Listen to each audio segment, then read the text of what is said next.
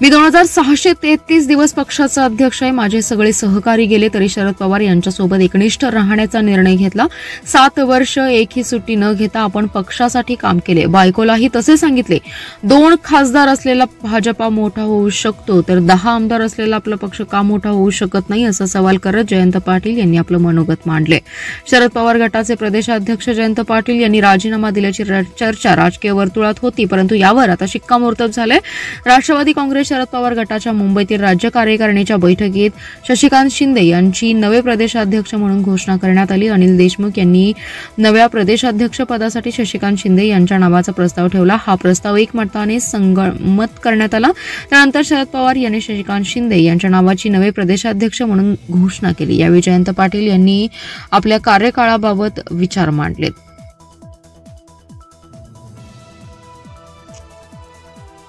चांदोली आणि कोयना धरण क्षेत्रात पावसाने पुन्हा जोरदार बॅटिंग सुरू केल्याने धरणातील पाणीसाठा वाढत आहे. तो नियंत्रित करण्यासाठी कोयना धरणातून 5500 तर वारणा धरणातून 8530 क्युसेक विसर्ग सुरू करण्यात आलाय. त्यामुळे कृष्णा आणि वारणा नद्यांच्या पाणी पातळीत वाढ होणार आहे.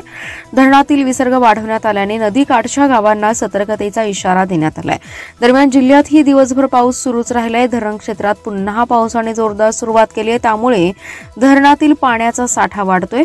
हा साठा नियंत्रित करण्यासाठी विसर्ग सुरू करण्यात आलाय. सकाळी 11 वाजल्यापासून कोयनेतून 5500 तर वारणेतून 8530 क्युसेक विसर्ग सुरू करण्यात आला. यामुळे कृष्णा आणि वारणा नदीच्या पाणी पातळीत वाढ होणार आहे. चांदोली धरणाचा 28.54 टीएमसी पाणीसाठा असून साठवण क्षमता 24.40 टीएमसी इतकी, तर कोयनेत 76.52 टीएमसी इतका पाणीसाठा असून धरणात 105.25 टीएमसी इतकी पाणीसाठ्याची क्षमता आहे. पावसाचा जोर सुरूच राहिलाय. शिराळा, वाळवा, पलूस आणि कडेगाव तालुक्यात अनेक गावात जोरदार पाऊस झाला. मिरज, कवठेमंका तालुक्यात पावसाची रिमझिम सुरू होती. सांगली शहराला सकाळी जोरदार पावसाने झोडपले. त्यानंतर दिवसभर अधूनमधून पावसाच्या सरी बरसल्या. जिल्ह्यातील 696 ग्रामपंचायतींमध्ये सरपंच पदाच्या आरक्षणाकडे डोळा ठेवून बसलेल्या अनेकांचे नशीब उजळले तर गुडघ्याला बांधलेल्या अनेक मंडळींचा अपक्षाभंग झालाय. स्थानिक स्वराज्य संस्थांमध्ये महिलांना 50% आरक्षण आहे. त्यानुसार आरक्षण सोडत काढलेल्या 696 पैकी 348 ग्रामपंचायतींवर महिला सरपंच होणार असल्याचं स्पष्ट झालंय. जिल्ह्यातील 210 गावांमध्ये सरपंच पद खुले झाले असून मोठ्या लोकसंख्येच्या गावात दिग्गजांची प्रतिष्ठा पणाला लागणार आहे. कवठेपिरान, शेगाव, उटगी, भाळवणी, पारेला या गावांना फेर आरक्षणाचा धक्का बसलाय. सरपंच पदाच्या आरक्षणाची सोडत प्रत्येक तालुक्यातील मुख्यालयाच्या ठिकाणी काढण्यात आली आहे. तालुकानिहाय सरपंच पदे वेगवेगळे प्रवर्ग आणि महिलांसाठी पुढील 5 वर्षाकरिता आरक्षित झाली आहे. जिल्ह्यात 696 ग्रामपंचायती असून आरक्षण सोडतीत 50% महिला आरक्षण राहिले. यामध्ये 348 सरपंच पद महिला राखीव असल्याने या सर्व ग्रामपंचायतींवर यानंतर महिला राज आले. सर्वसाधारण सरपंच 420 ग्रामपंचायतमध्ये राहणार असून 210 गावातील सरपंच खुले झालेत. ओबीसी 188, अनुसूचित जाती 83, अनुसूचित जमातीसाठी 5 ठिकाणी सरपंच पद आरक्षित झाले. तर जत तालुक्यात सर्वाधिक 116 ग्रामपंचायतींचा समावेश आहे. याशिवाय वाळवा तालुक्यात 94, शिराळा तालुक्यात 91, तासगाव तालुक्यात 68, मिरज तालुक्यात 64, कवठेमंका तालुक्यात 59, आटपाडी तालुक्यातील 53, कडेगाव तालुक्यातील 54 तर पलूस तालुक्यातील 33 ग्रामपंचायतींचा समावेश राहिलाय. सरपंच पदासाठी काढण्यात आलेल्या फेर आरक्षणाचा कवठेपिरांसह दिग्गज गावांना फटका बसला. तेथील खुले आरक्षण बदलल्याने राजकीय गणित बदलणार असल्याचं स्पष्ट झालंय. काम पूर्ण होण्याआधीच सांगली पेठ रस्त्याला भेगा, आष्ट्याजवळ रस्त्याचं काम निकृष्ट, ठेकेदारावर कारवाई होणार का? या मथळ्याखाली दैनिक जनप्रवासने शुक्रवार दिनांक 11 जुलै रोजी बातमी प्रसिद्ध करून या रस्त्याच्या निकृष्ट दर्जाच्या कामाविषयी आवाज उठवला होता. या वृत्ताची दखल घेऊन संबंधित ठेकेदाराने या भेगा पडलेल्या रस्त्याच्या कामाची दुरुस्ती सुरू केली आहे. केंद्रीय रस्ते व वाहतूक मंत्री नितीन गडकरी यांनी सांगली पेठ रस्त्याचं भूमिपूजन आणि कोनशिला अनावरण आष्टा या ठिकाणी केलं होतं. त्या आष्टा हद्दीतच हॉटेल मारुती समोर रस्त्याला भेगा पडल्या होत्या. 860 कोटी 45 लाख रुपये खर्चाच्या या रस्ते कामाच्या निकृष्ट कामाबद्दल दैनिक जनप्रवासने बातमी प्रसिद्ध करून आवाज उठवला होता. या बातमीची दखल घेऊन अवघ्या 5 दिवसात या ठिकाणी रस्त्याच्या दुरुस्तीचं काम ठेकेदारानं सुरू केले. या ठिकाणी वाहतूक बंद ठेवत ब्लोअरच्या साह्याने रस्त्याला पडलेल्या भेगा स्वच्छ करून ड्रिलने छिद्रे घेऊन बांधकाम पकडून ठेवणारे खेळ ठोकून केमिकल आणि सिमेंटचा वापर करत भेगा मुजवण्याचं काम सुरू केलंय.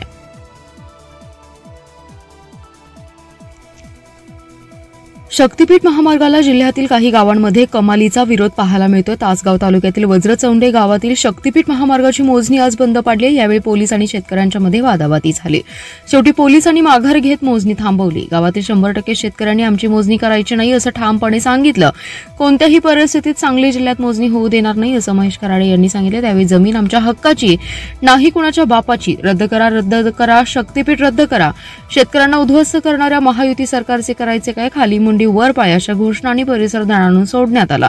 उपस्थित शेतकऱ्यांनीही आमची जमीन मोजायची नाही असं स्पष्ट केल्याने मोजणी करण्याचा प्रयत्न शासकीय यंत्रणेने थांबवला। मात्र तहसीलदार अतुल पाटोळे आणि सर्व शासकीय यंत्रणा मोजणीच्या ठिकाणी दिवसभर थांबून होते। गेल्या 1.5 वर्षापासून संघर्ष सुरू आहे। आंदोलनाची तीव्रता वाढत असतानाही शासन लक्ष द्यायला तयार नाही। शेतकऱ्यांना मातीमोल करून देवाच्या नावावर राज्यकर्ते मालामाल होण्याच्या तयारीत आहेत। मात्र आम्ही हे होऊ देणार नाही। जिल्ह्यातील 1 इंच ही जमीन मोजू देणार नाही असा इशारा यावेळी देण्यात आला। चांदोली धरण पाणलोट क्षेत्रात पडणाऱ्या पावसाचा जोर मध्यंतरी कमी झाला होता। मात्र गेले 2 दिवस पावसाने जोर धरला असल्यामुळे धरणाच्या पाणी पातळीत वाढ होत असून धरणाची पाणी पातळी नियंत्रित ठेवण्यासाठी दुपारी 4 वाजता धरणाच्या वक्राकार दरवाजातून 6,900 क्युसेक व विद्युतगृहातून 1,630 क्युसेक असा एकूण 8,530 क्युसेक पाण्याचा विसर्ग वारणा नदीपात्रात सुरू करण्यात आला असल्याने वारणा नदीकाठच्या गावांना सतर्कतेचा इशारा दिलाय। सध्या धरणात 6,735 क्युसेक पाण्याची आवक सुरू असून पावसाचं प्रमाण वाढल्यास विसर्गात वाढ केली जाणार असल्याची ही माहिती धरण प्रशासनाने दिली आहे। सध्या धरणात 28 टीएमसी म्हणजेच 82% पाणीसाठा झालाय। मंगळवार दुपारपर्यंत 65 मिलीमीटर इतका पाऊस झाला असून आज अखेर एकूण 1,715 मिलीमीटर पाऊस पडल्याची नोंद येथील पर्जन्य मापन केंद्रावर झाली आहे। आमचे प्रशिक्षण पूर्ण झाले, आता हाताला काम द्या। आम्हाला शासकीय सेवेत सामावून घ्या। विद्यावेतन नको, सेवा वेतन द्या। हरिभक्तपरायण तुकाराम बाबा महाराज, तुम आगे बढ़ो, हम तुम्हारे साथ है। हल्ला बोल सरकारवर हल्ला बोलच्या जोरदार घोषणा देत राज्यभरातून आलेल्या 10,000हून अधिक मुख्यमंत्री युवा प्रशिक्षणार्थींनी मुंबईच्या आझाद मैदानात विराट छत्री मोर्चा काढला आणि मुंबईचे आझाद मैदान दणाणून सोडलं। सकारात्मक निर्णय द्या अशी मागणी करत आझाद मैदानातून छत्री मोर्चा विधान भवनाकडे निघाला असता मोर्चेकरांना पोलिसांनी अडवलं। पोलिसांनी त्यांच्याच गाडीत हरिभक्तपरायण तुकाराम बाबा महाराज, बालाजी चाकूरकर यांच्यासह शिष्टमंडळाला विधान भवनात नेलं, पण तिथे चर्चा फिसकटली। निर्णय लागेपर्यंत आझाद मैदान न सोडण्याचा निर्णय तुकाराम बाबांनी जाहीर केल्यानंतर छत्री मोर्चातील हजारो युवा प्रशिक्षणार्थींनी मैदानात ठाण मांडला। मोर्चाला दिलेली वेळ संपल्यानंतरही मोर्चेकरी मैदान सोडत नसल्याने अखेर पोलिसांनी बळाचा वापर करण्यास सुरुवात केली। दंगल रोखणारे पथकासह 500हून अधिक पोलीस मोर्चास्थळी आले।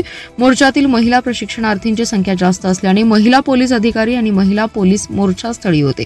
पोलिसांच्या 4 मोठ्या व्हॅनही उभा करण्यात आल्या। वरिष्ठ पोलीस अधिकाऱ्यांनी हरिभक्तपरायण तुकाराम बाबा, बालाजी चाकूरकर यांना वेळ संपली, मैदान सोडावं, लोकशाही मार्गाने आंदोलन करा असं आवाहन केल्यानंतर हरिभक्तपरायण तुकाराम बाबा यांनी युवा प्रशिक्षणार्थींना आंदोलन तूर्तास मागे घेण्यास सांगितलं। जिल्हा परिषदेकडून पुराच्या पार्श्वभूमीवर यांत्रिक बोट खरेदी प्रक्रियेला जिल्हाधिकाऱ्यांनी हिरवा कंदील दर्शवलाय। त्यानुसार जिल्हा परिषदेतून संबंधित ठेकेदाराला कार्यारंभ आदेश देण्याची प्रक्रिया सुरू झाली आहे। 45 दिवसात 23 गावांना बोटी पुरवण्याचे आदेश पुरवठादाराला देण्यात आले। त्यामुळे 31 ऑगस्टपर्यंत या गावांना फायबर बोटी मिळण्याचा मार्ग मोकळा झालाय। जिल्हा आपत्ती व्यवस्थापन विभागाने बोटींसाठी 3,35,00,000 रुपयांचा निधी मंजूर केलाय। खरेदीसाठी अंतिम मंजुरीही जिल्हाधिकाऱ्यांची घेण्यात आली आहे। मंदूर, देववाडी, वाळवा, कोळे, बनेवाडी, चिकुर्डे, रेठरे, हरणाक्ष, बहे, मसुचीवाडी, तांबुळे, चोपडेवाडी, संतगाव, बुर्ली, धयारी, तुपारी, नागठाणे, सुखवाडी, अंकलखोप, ढवळी, म्हैसाळ, वड्डी, निलजी, बामणी, जुनी धामणी, सावळवाडी या गावांना बोटी मिळणार आहेत। 23 बोटींसाठी 3,35,00,000 रुपयांची तरतूद करण्यात आली। या हिशोबाने एका बोटीची किंमत 14 लाख रुपये होते। पुरवठादाराने 15% कमी दराने निविदा भरली आहे, त्यामुळे जिल्हा परिषदेच्या लाखो रुपयांची बचत झाली आहे। त्यातून आणखी बोटी खरेदी केल्या जाणार आहेत। बोटी पुरवण्यासाठी ठेकेदाराला 45 दिवसांची मुदत देण्यात आली आहे। त्यानुसार 31 ऑगस्टपर्यंत पुरवठा करावा लागणार आहे। या दरम्यान महापुराचे संकट आलेच तर पूरग्रस्त गावांना ठेकेदाराने विनामूल्य 10 बोटी तातडीने पुरवायच्या आहेत।